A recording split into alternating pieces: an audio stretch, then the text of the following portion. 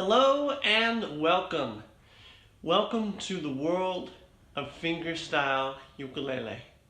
Today I'm going to give you a few tips and pointers so that you can better read tabs and be a better fingerstylist. One of the first things that you need to know are the strings and the name of the strings. If you look down at your instrument, you'll notice you have the A string, the E string, the C string, and the G string. Now I showed this on your screen from top to bottom, so that way when you look down at your instrument, it looks like you're reading it from left to right, top to bottom. Make sense? Step 2, the numbers associated with the string is the fret that you are going to place your finger on to play that note. For example, if A has a number 2, you play the 2nd fret on the A string.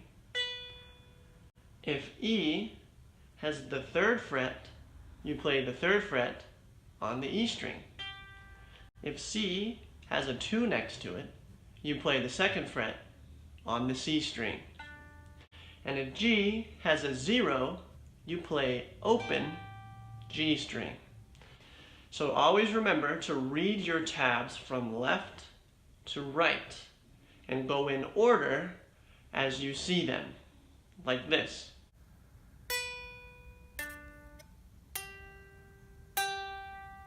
Number 3 are stacked notes. These are notes that appear on top of each other. Now they can appear to be spaced out in this case, where you play both the open A string and the open G string.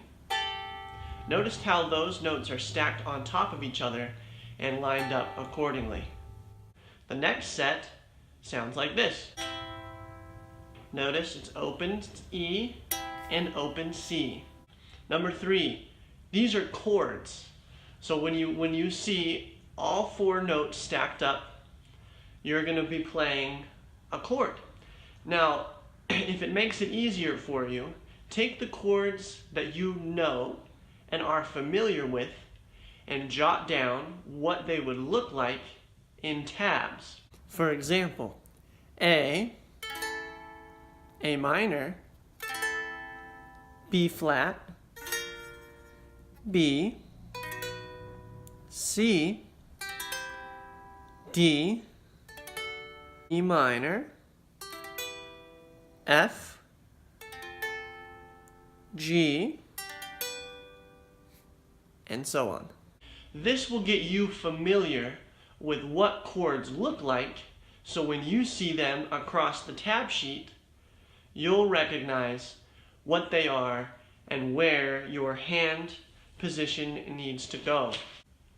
Number 5, the little tabs, the little commas like this, is just so that I can line up the notes so that you know how to play an A chord instead of it maybe looking kind of like,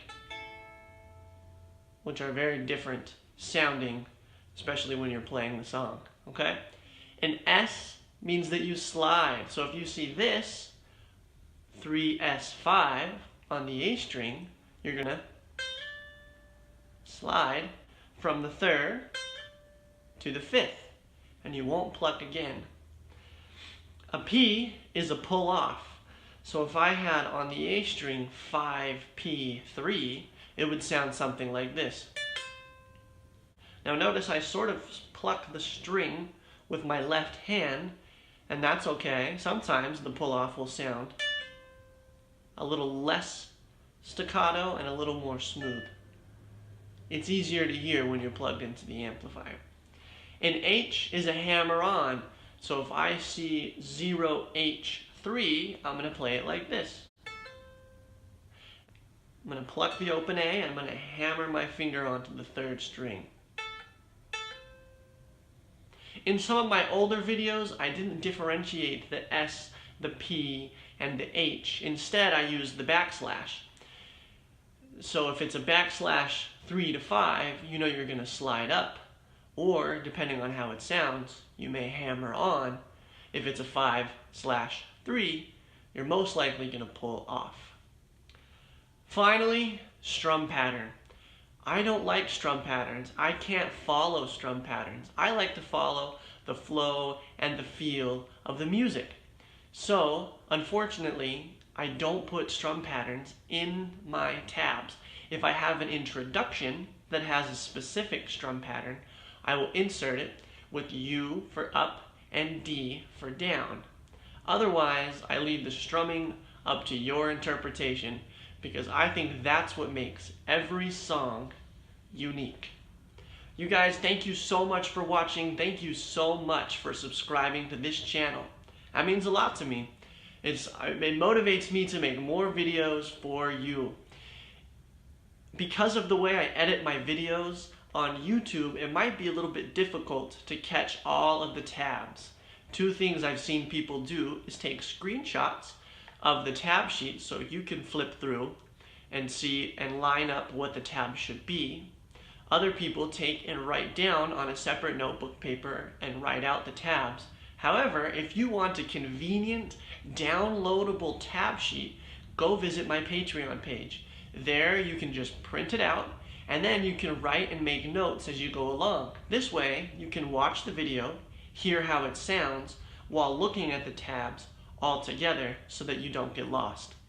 Enjoy, have fun with the ukulele because that is its purpose. Spread the love, spread the joy, and you're on your way to becoming an excellent fingerstyle ukulele player. We'll see you next time.